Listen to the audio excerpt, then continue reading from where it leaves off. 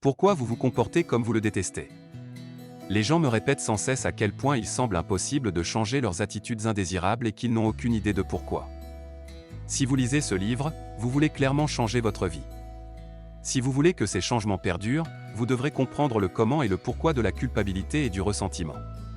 Comment les choses que vous avez vécues en traitant avec vos parents et vos frères et sœurs ont créé en vous des schémas autodestructeurs. Pourquoi ces mêmes schémas autodestructeurs vous empêchent de fonctionner aussi bien que vous le pouvez, ou d'être la personne que vous aimeriez être. Toute la volonté que vous avez et les résolutions que vous prenez pour la nouvelle année ne vous aideront pas à mieux fonctionner ou à devenir la personne que vous voulez vraiment être. Pourquoi? Car longtemps après avoir quitté votre famille, vos schémas d'enfance continuent de se manifester et de s'imposer dans votre vie d'adulte. Avez-vous déjà entendu la blague sur le jeune homme qui appelle sa mère et lui demande comment elle se sent? Avec un gémissement, elle répond « Oh, je ne vais pas bien du tout. »« Qu'est-ce qui ne va pas, maman ?» demande-t-il.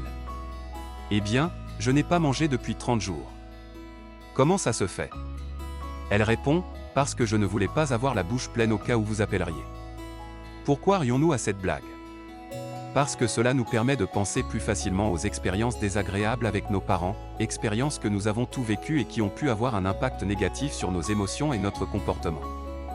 Dans cette blague en particulier, la mère du jeune homme le fait se sentir coupable de ne pas appeler plus souvent en lui montrant à quel point elle est blessée.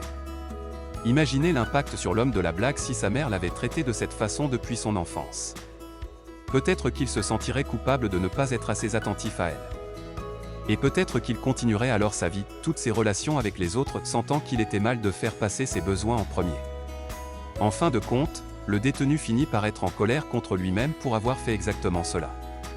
Imaginez vivre la vie de cette façon. Souvent, les gens n'accordent pas beaucoup d'importance à l'impact des comportements culpabilisants de leurs parents et frères et sœurs sur leur vie. Pourtant, les commentaires et les actions répétées qui nous font penser que nous les avons blessés et menacés simplement en étant nous-mêmes s'additionnent pour nous affecter profondément. La blague ci-dessus, avec ses possibles répercussions à vie, nous fait penser que nous devrions donner plus d'influence à nos parents. Votre enfance a probablement eu son lot de plaisirs insouciants, d'exploration, de prise de risques, de défis sportifs. Là où il y a une volonté, il y a un chemin, cela vous semble familier? Chaque jour, j'entends des gens consternés par leur incapacité à contrôler certains comportements. Et ils se culpabilisent.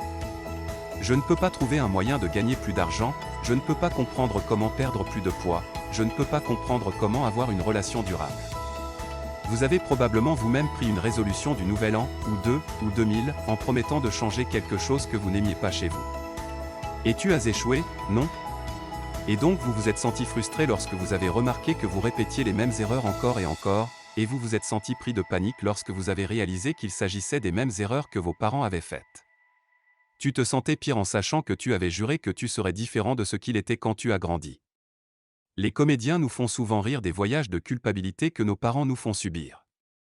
Mais la vérité est, ils ne sont pas matière à rire.